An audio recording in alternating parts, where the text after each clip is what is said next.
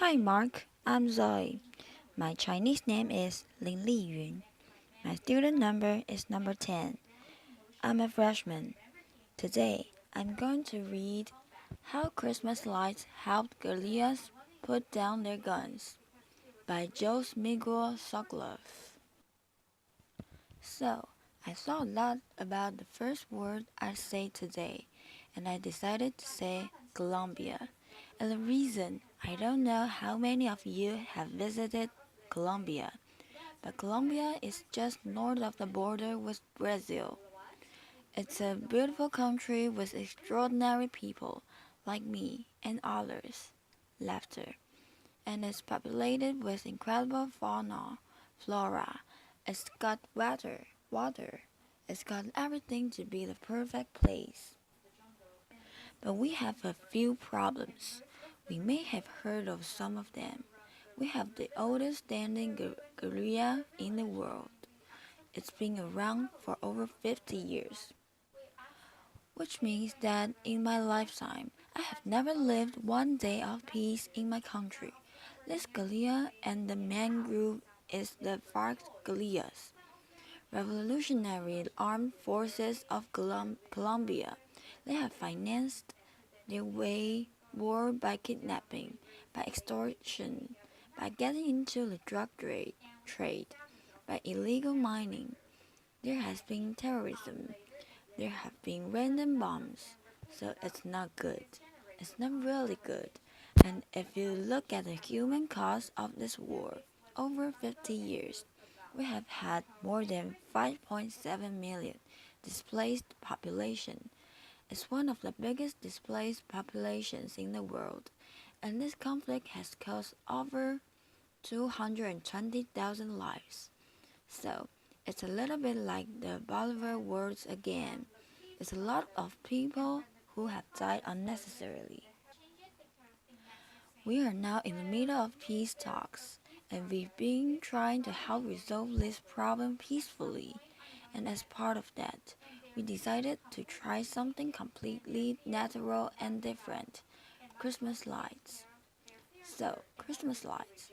And you're saying, what the hell is this guy doing to talk about?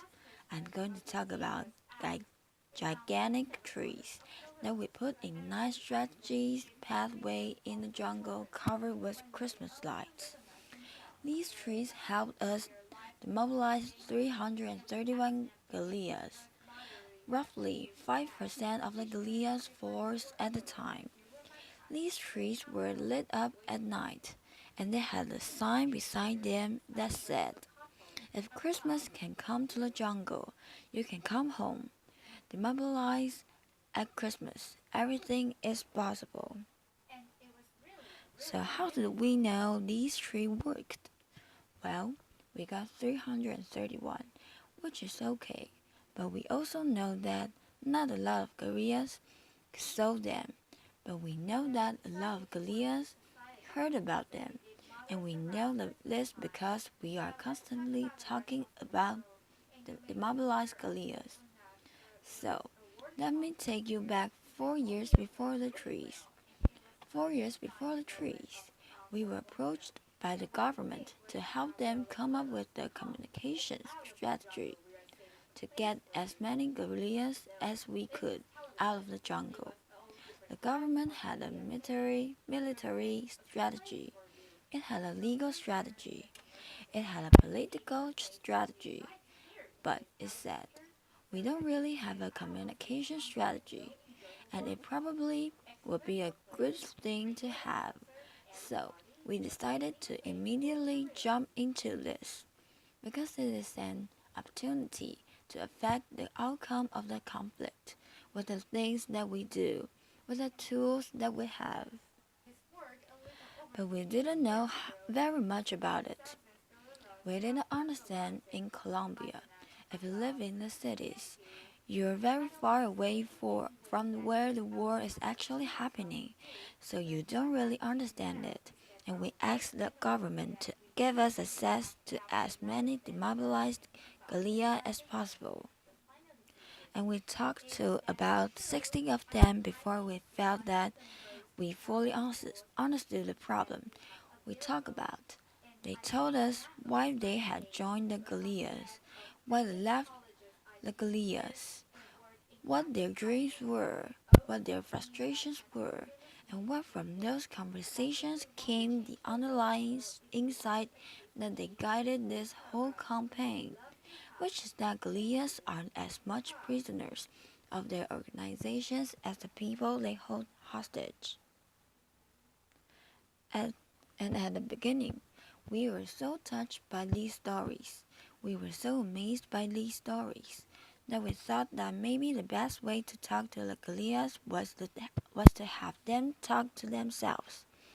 So we recorded about 100 different stories during the first year, and we put them on the radio and televisions so that the Galileans in the jungle could hear stories, their stories, or stories similar to theirs. And when they heard them, they decided to go out. I wanted to tell you one of these stories. This person you see here is Giovanni Adela. Giovanni Andra is 25 when we took that picture. He had been 7 years in the Gallia, and he had demobilized very recently. His story is the following. He was recruited when he was 17, and sometimes later, in his squadron, if you will. This beautiful girl was recruited, and they fell in love.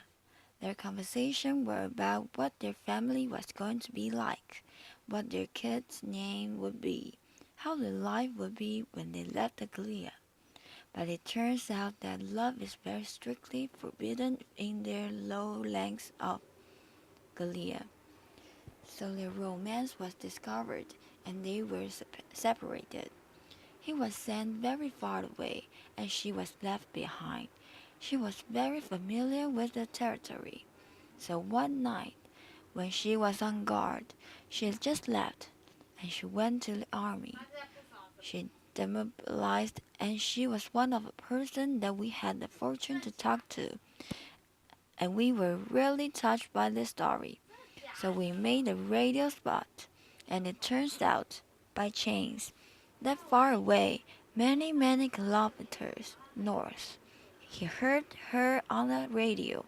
And when he heard her on the radio, he said, "What am I doing here?" She had the balls to get out. I need to do the same thing. And he did. He walked for 2 days and 2 nights, and he risked his life and he got out. And the only thing he wanted was to see her.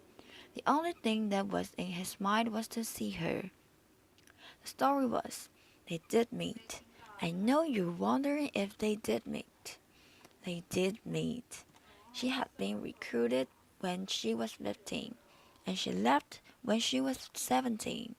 So there were a lot of other complications, but they did eventually meet.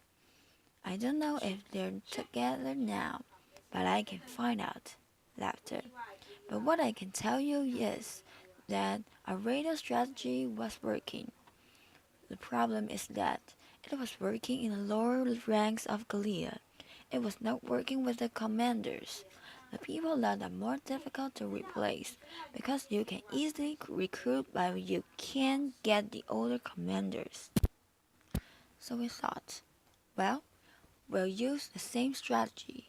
We'll have commanders talking to commanders, and we even went as far as asking ex-commanders of the Gallia to fly on helicopters with microphones, telling the people that used to fight with them, there is a better life out there. I'm doing good. This is not worth it. But as you can all imagine, it was very easy to contract. Because what was the Gallia going to say? Yeah, right. If he doesn't do that, he's going to be killed. So it was easy. So we were suddenly left with nothing. Because the Gallia were spreading the word that all of those things are done because if they don't do it, they're in danger. And somebody, some brilliant person in our team, came back and said, "You know what I noticed?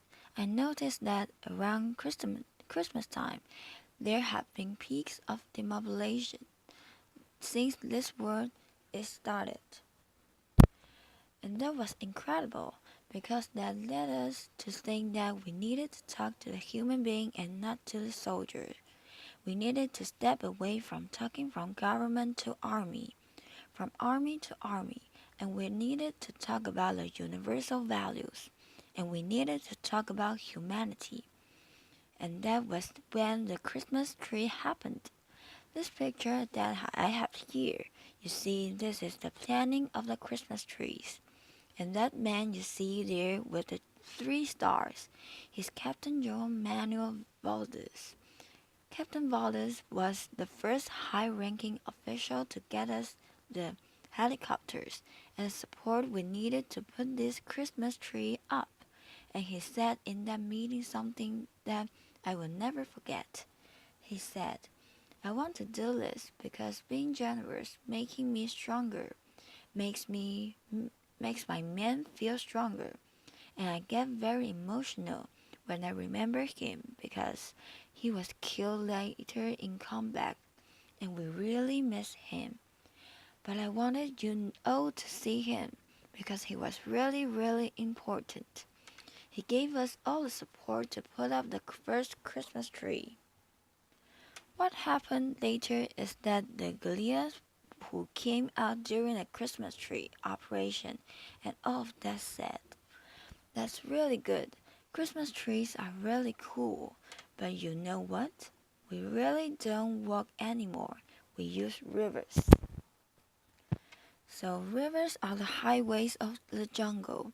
And this is something we learned.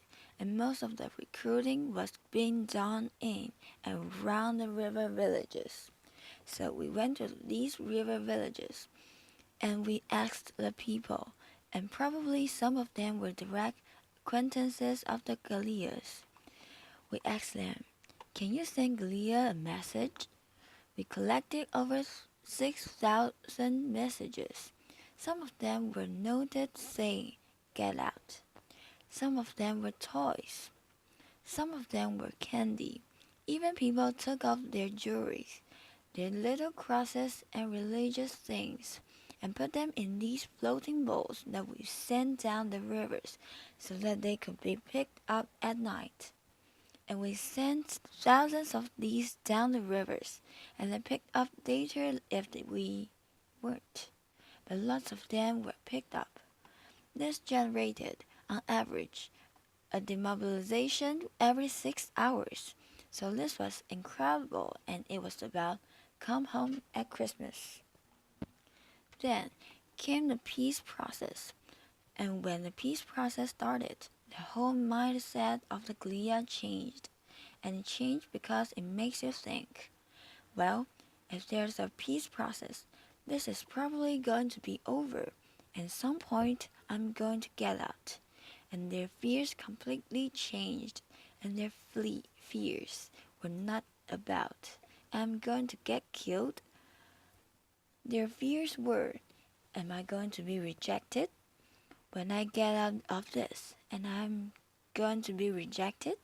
So the past Christmas, what we did was we asked. We found 27 mothers of guerrillas, and we asked them to give us pictures of the children when they only could recognize themselves so as not to put their lives in danger, and we asked them to give the most motherly message you can get, which is, before you were a guerrilla, you were my child, so come home, I'm waiting for you. You can see the pictures here. I'll show you a couple. Applause. Thank you. And these pictures were placed in many different places. And a lot of them came back, and it was really, really beautiful. And then we decided to work with society. So we did mothers around Christmas time. Now, let's talk about the rest of the people. And you may be aware of this or not, but there was a World Cup this year, and Colombia played really well, and it was a unifying moment for Colombia. And what we did was tell the guerrillas, come, get out of the jungle. We're saving a place for you. So this was television. This was all different types of media saying, we are saving a place for you. The soldier here in the commercial says, I'm saving a place for you right here in this helicopter so that you can get out of the jungle and go enjoy the World Cup. Ex-football players, radio announcers, everybody was saving a place for the Glia. So since we started this work a little over 8 years ago, 7,000 Glias have mobilized. I don't. Applause. Thank you. I don't want to say in any way that it only has to do with what we do, but what I do know is that our work and the work that we do may have helped a lot of them start thinking about the mobilization, and it may have helped a lot of them take the final decision. If that is true, advertising is still one of the most powerful tools of change that we have available, and I speak not only my behalf, but on behalf of all the colleagues I see here who work in advertising, and of all the team that has worked with me to do this, that if you want to change the world, or if you want to achieve peace, please call us. We'd love to help. Thank you. Applause.